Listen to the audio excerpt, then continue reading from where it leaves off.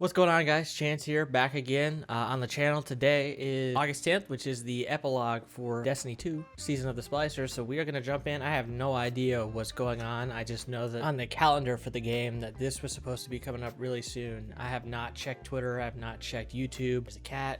There she is. Beautiful little child cat. Yes.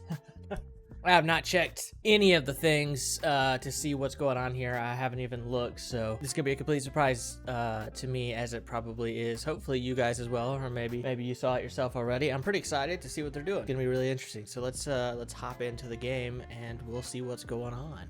You want to be part of the video? Is that what you want to do? Look, you're in the camera. I don't know what you're doing. Don't you lay down right there. That's where my mouse has got to go. I can't use my mouse if you're laying down there. Hoping there's gonna be some sort of cinematic.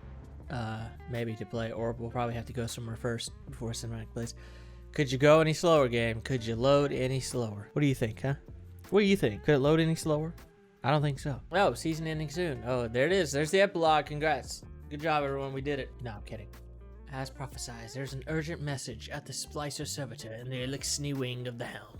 Now, I'll be honest with you before we get into this. I have not been the biggest fan of Destiny 2 right now. Seasons are really getting repetitive to me as I play the game. I think that the idea of chasing weapons and getting on every Tuesday just to get a tiny bit of story and then to move on is really not that fun. The game's still fun. It's still Destiny, and Destiny 2 is still a fantastic experience in terms of the gameplay. The moment to moment, 30 seconds of fun. Holy moly, I got stuff. Excuse me, ma'am. But I just feel like this season and then last season and maybe even the season before it, I'm doing the same thing, right? I'm playing a new activity to upgrade this thing, this independent piece of the season, and that's pretty much the rotation with a little bit of drop of story. Now, the story is great, and that's what's really cool is the story is great, but the rest of it not so much. So let's see what's going on here. The servitor flashes urgently. Words scroll across this view screen. Just radio broadcast in progress. Listen to Lakshmi 2's broadcast using the radio in the listening wing of the helm. Okay. So yeah, like, see, we're upgrading the gauntlet here. We were upgrading the hammer, I think it was, last season. And like, I haven't even gotten all the upgrades because I just, you know, it's a repetitive sort of thing. Hey, ma'am, could you not? What's your deal? It's just repetitive. I don't find it that enjoyable. It feels just like a grind more than an actual, like, interesting and fun sort of gameplay mechanic. And I don't know how to fix it. I'm not a gameplay designer, so I don't know what to do to Destiny to make it, you know, a better experience. I really don't. But I know that this is getting kind of stale. Whoa. Well, to be honest, she had it coming. Whatever happened, she had it coming. Lakshmi has been so annoying in this season, but like, she's written extremely well. Like, that's the character, that's the point, but still, she's been so annoying. Last city, huh? There's an override in the last city? Oh, shoot. Why don't you stay down there, and I'll give you pets after the video. Is that a fair deal? I'm assuming we're going to be playing in the area that Mithrax and his team are at. Yep.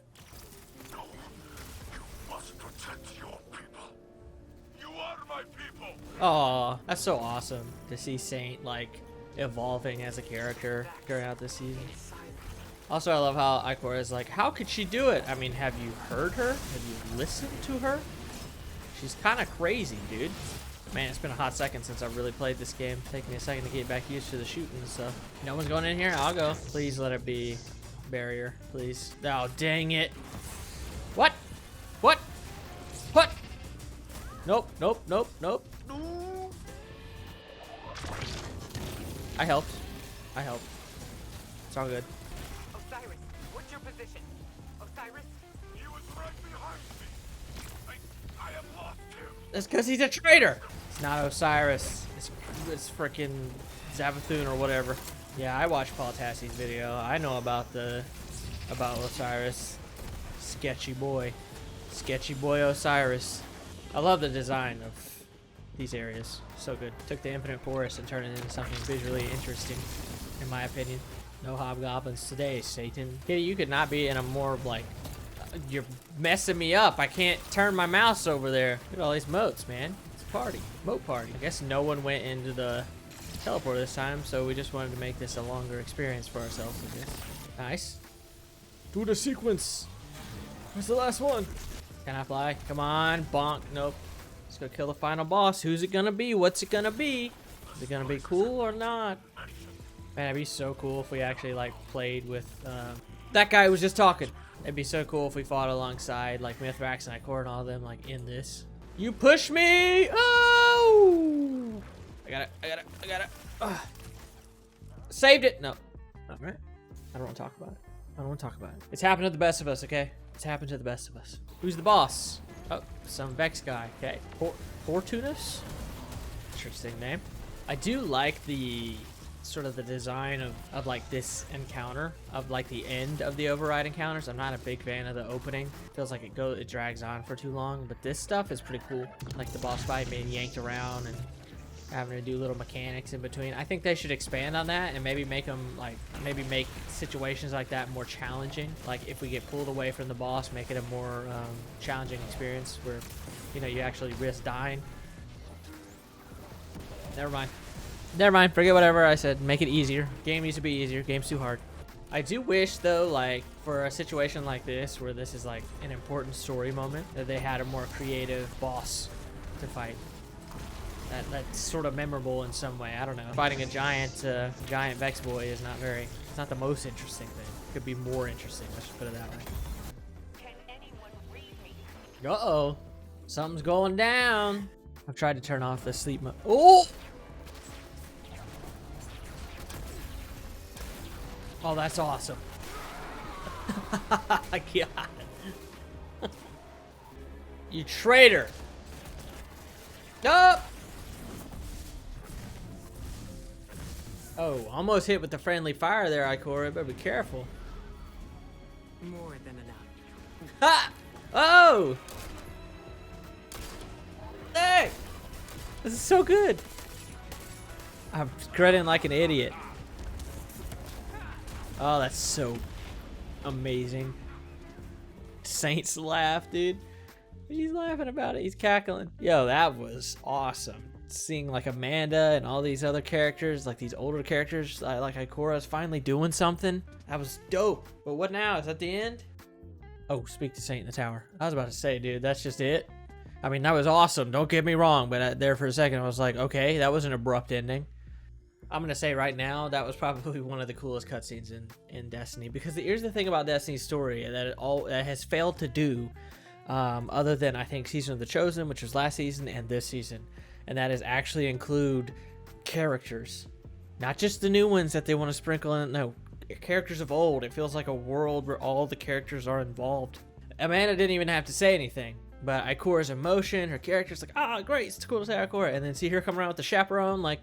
It feels like a world where characters actually live and exist, rather than one that that you just meet people and then they disappear. Although I will say that the Crow did kind of get abandoned this season, but yeah, I'm sure he'll come back around on the Witch Queen. But yeah, just to see all these characters, man, interacting with each other like an actual team of people would do. Like imagine if you had the Avengers and you had the movie The Avengers. Voice crack there. The movie The Avengers, and all the Avengers never met up. They were all just doing their own individual journeys. Like imagine Captain America was the only through line, but all the other ones were off doing something, and you just Captain America went over here and did this thing with this guy. Captain America went over here and did this thing with Black Widow, and but they all of them never came together. You never had that Avengers moment. I mean, that was Destiny's Avengers moment almost in a way.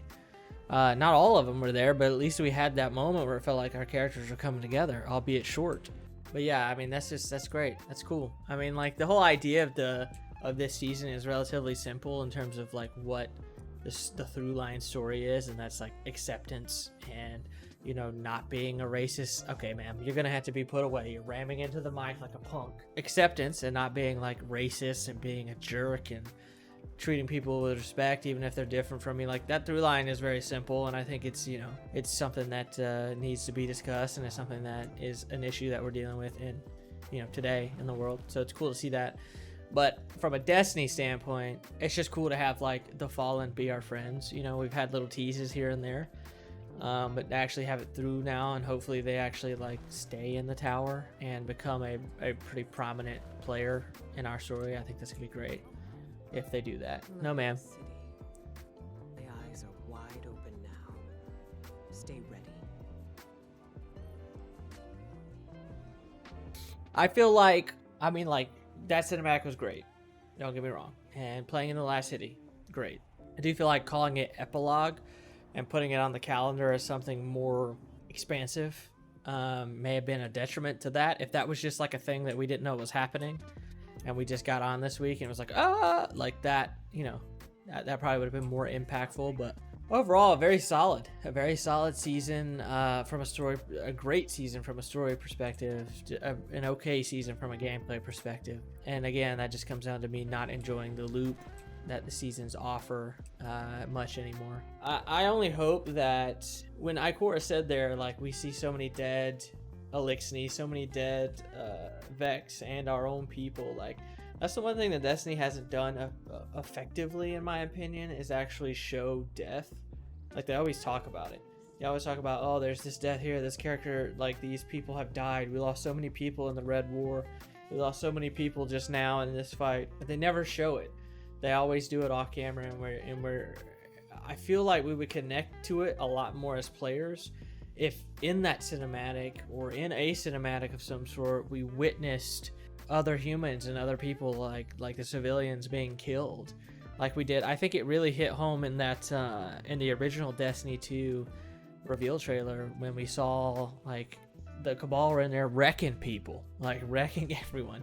Like, that was super dope to see because it felt way more impactful than this, where you just get told that people are dead or told that this thing happened. It's like, and also, I don't know if this is, we know it's possible to include our characters in cinematics. I think it would have been cool to have us in there and actually have us, you know, running around and maybe Saint telling us like, go fight over there during that fight. That might have been cool too, but I don't know how the tech works behind like the cinematics. I don't know if that was like pre-rendered in engine, whereas if our characters are in it, it has to be directly in engine.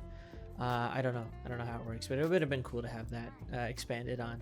And seeing death, like, I hope Bungie slides us into a darker territory without going crazy. You know, just slide us in, let us see some of this, the horrors of this world that we're being told about. Like, let us see it. Let us see the death. Let us take, you know, be able to take part of it in a more severe way. It's cool. It's a cool story. Mithrax is a great character. I'm glad he's on, you know, on roll. Hopefully they use him more in the future.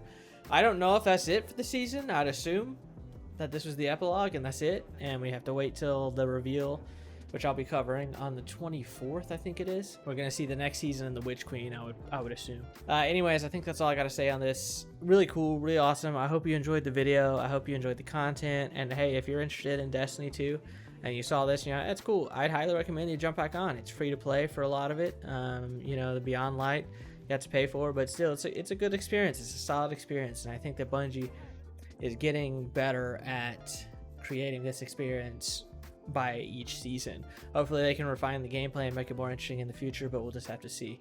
Story's great. Really love it.